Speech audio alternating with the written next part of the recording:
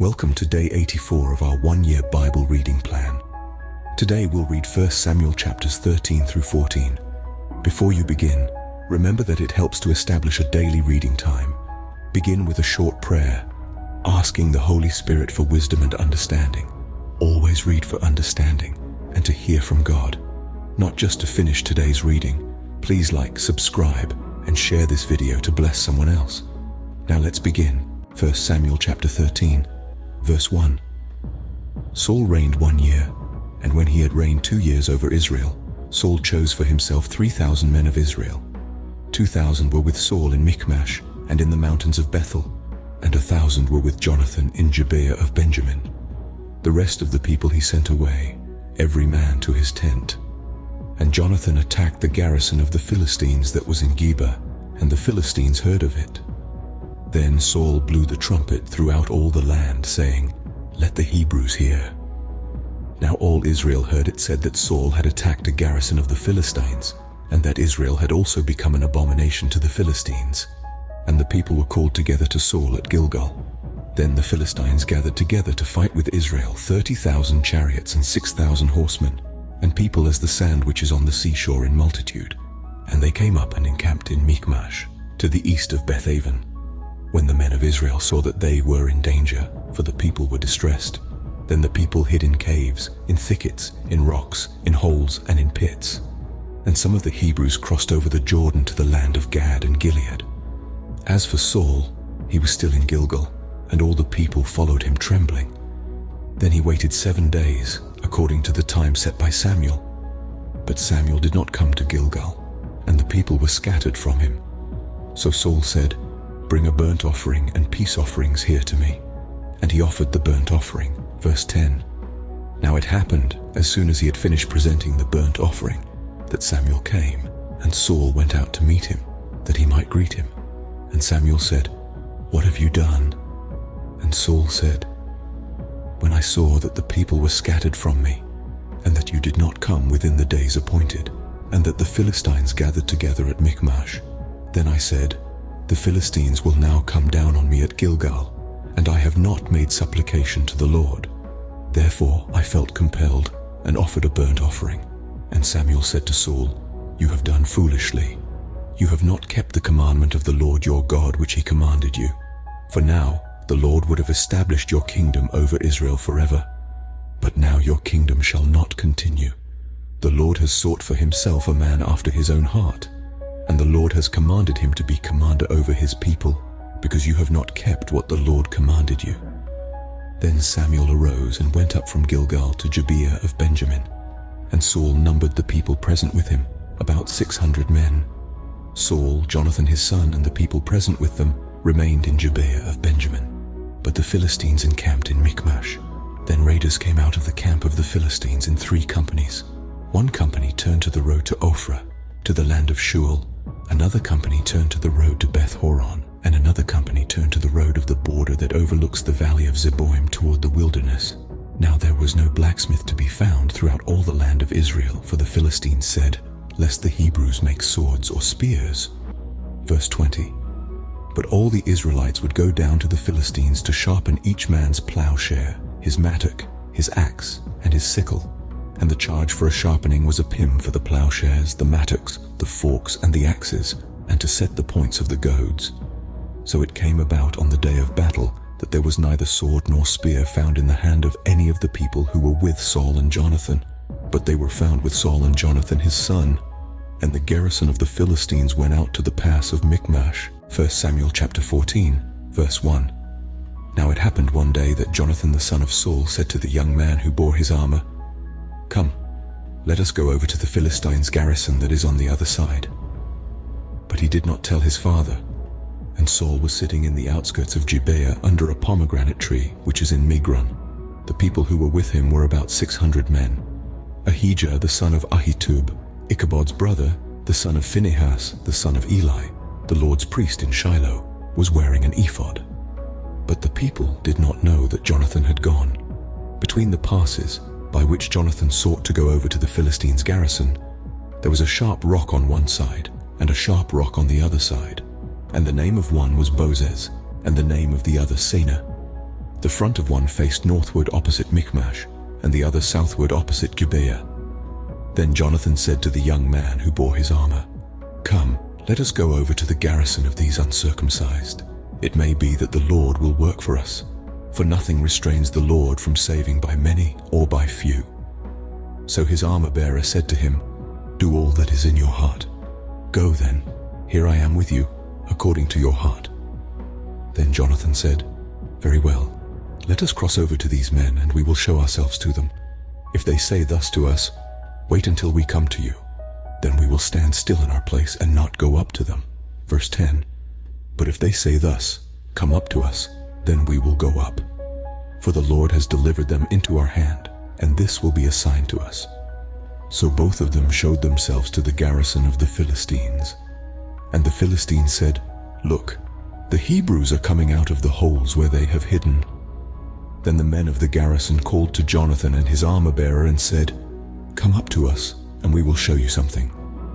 Jonathan said to his armor-bearer, "Come up after me, for the Lord has delivered them into the hand of Israel." And Jonathan climbed up on his hands and knees with his armor-bearer after him, and they fell before Jonathan. And as he came after him, his armor-bearer killed them. That first slaughter which Jonathan and his armor-bearer made was about 20 men within about half an acre of land. And there was trembling in the camp, in the field, and among all the people. The garrison and the raiders also trembled, and the earth quaked so that it was a very great trembling. Now the watchmen of Saul in Gibeah of Benjamin looked, and there was the multitude melting away, and they went here and there.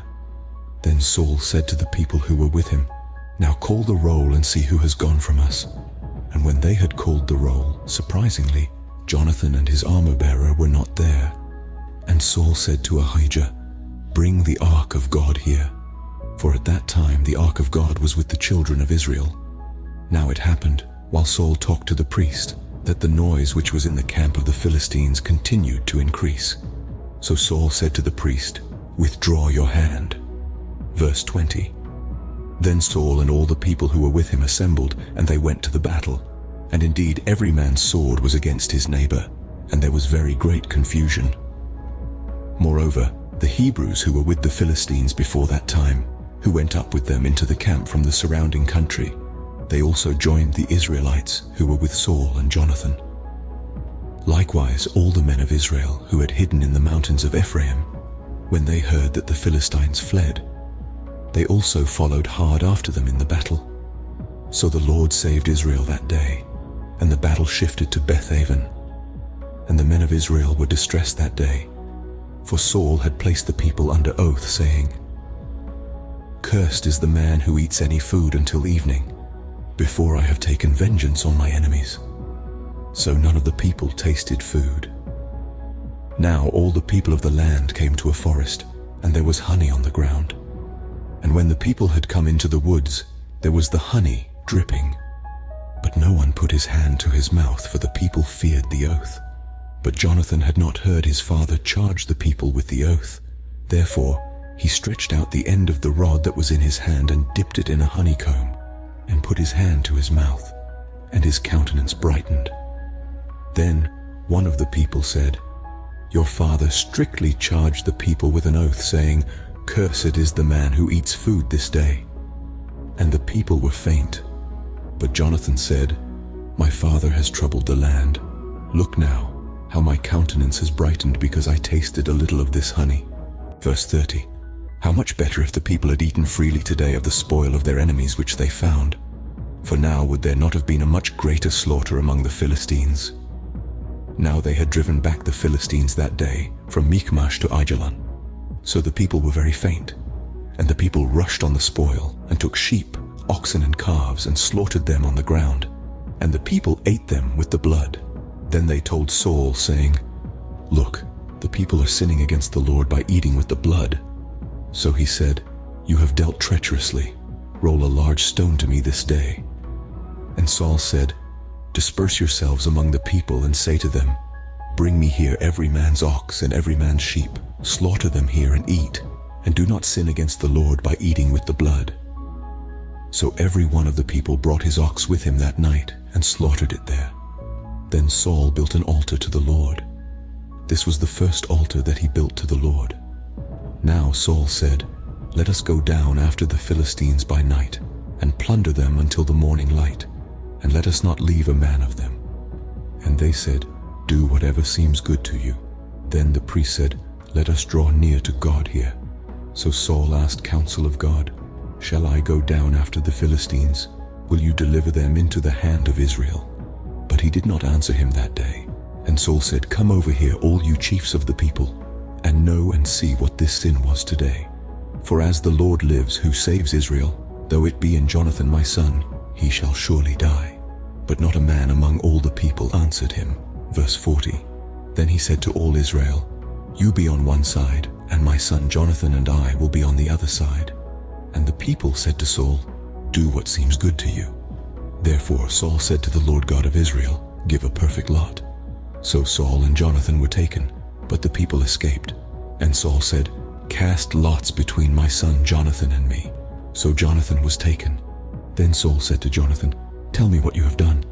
And Jonathan told him and said, "I only tasted a little honey with the end of the rod that was in my hand, so now I must die." And Saul answered, "God do so and more also, for you shall surely die, Jonathan." But the people said to Saul, "Shall Jonathan die, who has accomplished this great deliverance in Israel? Certainly not. As the Lord lives, not one hair of his head shall fall to the ground, for he has worked with God this day." So the people rescued Jonathan, and he did not die. Then Saul returned from pursuing the Philistines, and the Philistines went to their own place. So Saul established his sovereignty over Israel, and fought against all his enemies on every side, against Moab, against the people of Ammon, against Edom, against the kings of Zobah, and against the Philistines. Wherever he turned, he harassed them, and he gathered an army and attacked the Amalekites, and delivered Israel from the hands of those who plundered them.